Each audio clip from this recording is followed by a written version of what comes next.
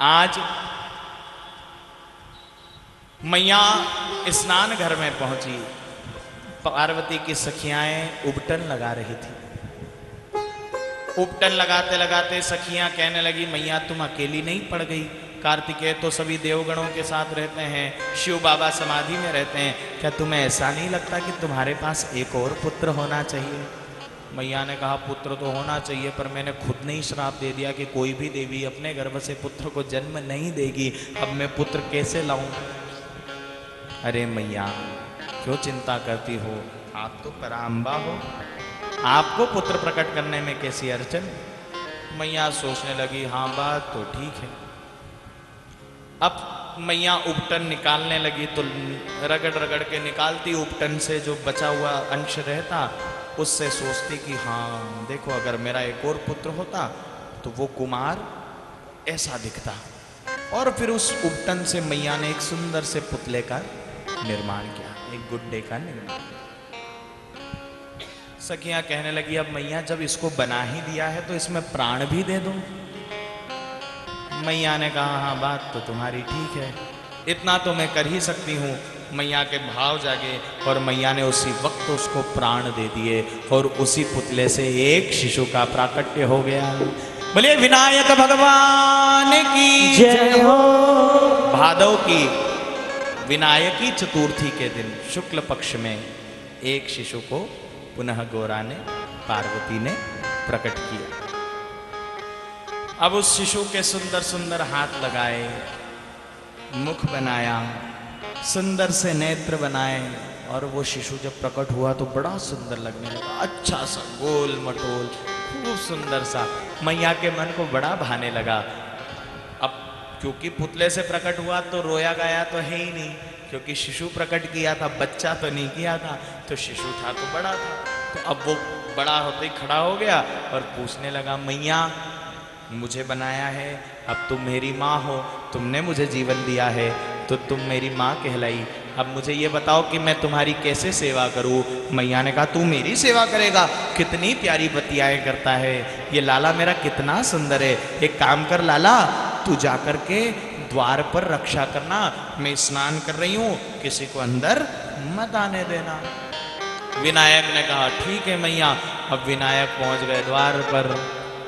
द्वार पर पहुंचे, मैया स्नान कर रही थी। भोले बाबा के मन में आया, चलो पार्वती से मिलाएं। सखियों ने कहा, पार्वती तो स्नान घर में है। भोले बाबा स्नान घर की ओर जाने लगे। जैसे ही जाने लगे तो देखते हैं कि एक छोटा सा कुमार दरवाजे पर खड़ा है। अब जैसे ही भोलेनाथ को आते देखा तो कुमार ने दोनों हाथ जोड़े कर दिए। अब कोई अस्त्र शस्त्र तो था नहीं, अभी तो जन्म हुआ ही था। दोनों हाथ ऐसे खड़े कर दिए। कहाँ जा रहे हो बाबा? अंदर हमारी मैया जो है वो स्नान कर रही है, जब तक हमारी माँ की आज्ञा नहीं होगी तुम अंदर प्रवेश नहीं कर सकते। भोलेनाथ कहने लगे, तू कौन होता है मेरा रास्ता रोकने वाला? तो जानता है मैं कौन हूँ? बोले, वो सब बातें हमको सुनना नहीं, हमारी माँ ने आज्ञा दी है कि जब तक मैं स्नान करके लौटूं नहीं, जब तक कोई भी व्यक्ति अंदर नहीं आना चाहिए। फिर आप चाहे कोई भी हो, हमें उससे क्या, हम तो हमारी माँ की आज्ञा का पालन करेंगे, हम आपकी बात नहीं सुनने वाले। आपको माँ से मिलना ही है तो थोड़ी देर प्रतीक्षा करनी पड़ेगी। भोलेनाथ कहने लगे, मैं प्रतीक्षा करूं पार्वती से मिलने के लिए? अरे तू होता कौन है मुझे रोकने वाला? उसी वक्त बाबा को क्रोध आया, नंदी भृंगी सब आ गए, सबने विनायक को समझाया, पर विनायक नहीं माने। अंत तो गतवा क्रोध में आए भोलेनाथ, उठाया त्रिशूल और विनायक पर प्रहार किया।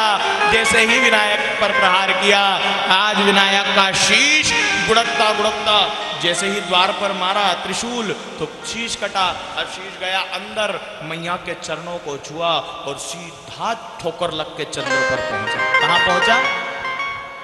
मैया के चरणों को ठोकर लगी। पार्वती ने देखा, अरे ये तो मेरे विनायक का मुख था, लगता है मेरे विनायक के प्राण खतरे में हैं। आज मैया ने चरणों को देखा तो चरणों पर रक्त लगा था। दौड़ती हुई बाहर पहुंची, क्या देखती है कि विनायक का धड़ पड़ा है, शीश नजर नहीं आता। इतनी देर में मैया ने देखा बाबा क्रोध से विवल हैं, बाबा का त्रिशूल वहां पड़ा है। आज मैया क्रोध से विवल हो गई और चंडी का रूप धारण कर लिया और अब महाप्रलय की गर्जना मैया करने लगी, आपने मेरे पुत्र को मारा है, अब मैं इस सृष्टि में किसी को जीवित नहीं रहने दूंगी। पहला पुत्र इन देवताओं ने मुझसे छीना, और दूसरा पुत्र तुमने मुझसे छीना है बाबा। अब मैं इस सृष्टि को टिकने नहीं दूंगी, महाप्रलय करके रहूंगी। मैया को चंडी रूप में देखा तो बाबा बड़े घबरा गए, और देवगण सब बाबा से प्रार्थना करने लगे, बाबा इसको शांत करो। उसी वक्त भोलेनाथ ने आश्वासन, मैं तेरे पुत्र को जीवित करूंगा। हे पार्वती तू क्रोध मत कर।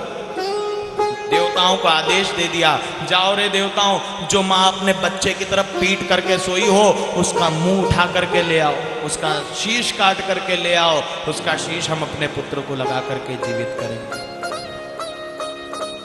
इसीलिए आज भी बूढ़ी बूढ़ी दादियां कहती है, जब माँ नई नई शिशु को जन्म देती है ना, तो बूढ़ी दादियां समझाती है, बेटा बच्चे की तरफ पीट करके मत सोना। क्यों मत सोना? क्योंकि शिव ने कहा था कि जाओ देवताओं, जो माँ अपने बच्चे की तरफ पीट करके सोई हो उसका मुख लेकर के आओ। अब देवता पहुंचे जंगल में, उस टाइम तो ज्यादा जंगल ही होता था। जंगल में पहुंचे, जंगल में जा करके देखा तो एक हथिनी अपने बच्चे की तरफ पीट करके सोई हुई थी। आज देवताओं ने उस हथिनी के शिशु का शीश उठाया, शीश को मर्दन किया, शीश लेकर के आज भोले बाबा के पास पहुँचे, और मृत संजीवनी विद्या के द्वारा भोलेनाथ ने आज उस हथिनी के बच्चे के, हथिनी के शिशु के शीश को विनायक के धड़ पर स्थापित किया। मृत संजीवनी विद्या से पुनः प्राणदान दिया, और वो विनायक सुंदर सा खड़ा हो गया। मैया को बोला पार्वती से, बाबा ने कि देख पार्वती, मैंने तेरे पुत्र को वापस जीवन दान दे दिया, अब तू क्रोध शांत कर ले। पार्वती कहने लगी, बाबा मेरा पुत्र बहुत सुंदर दिखता था, अब कौन दुनिया इसकी तरफ देखेगी?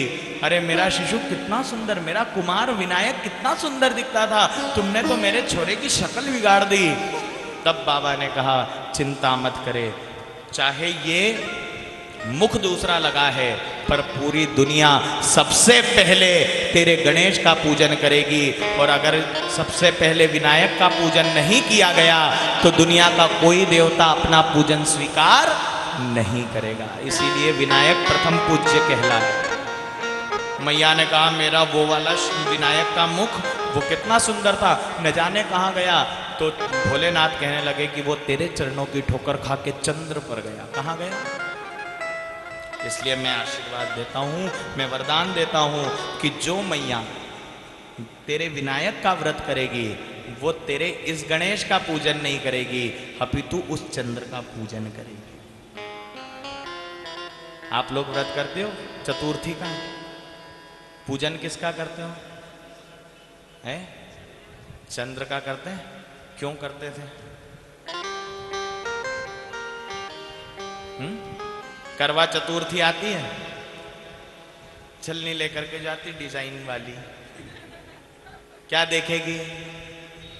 एक तो चांद, और दूसरा भी चांद है, चांद जैसा देखती है, चांद का व्रत करती है, चांद को निहारती है। क्यों निहारती है? शिव बाबा ने वरदान दिया कि जिस मुख को मैंने काट करके फेंका है वो मुख चंद्र के पास गया है। जिस दिन करवा चतुर्थी आएगी उस दिन वो चंद्र उस मुख को इन सौभाग्यवती स्त्रियों के व्रत वाले दिन इनके कलश पर ला करके स्थापित करेगा, और फिर ये उस कलश का पूजन करेंगी तो तेरा विनायक और मैं महादेव इनको सौभाग्यवती होने का वरदान प्रदान करूंगा। इसलिए माताएं कलश रखती है जल भर के, फिर वो जल पीती है, फिर कहती है जल से दही पर दूध से सौभाग्य से नहीं दही है, दूध से दही पर सौभाग्य से। क्या बोलती हैं आप?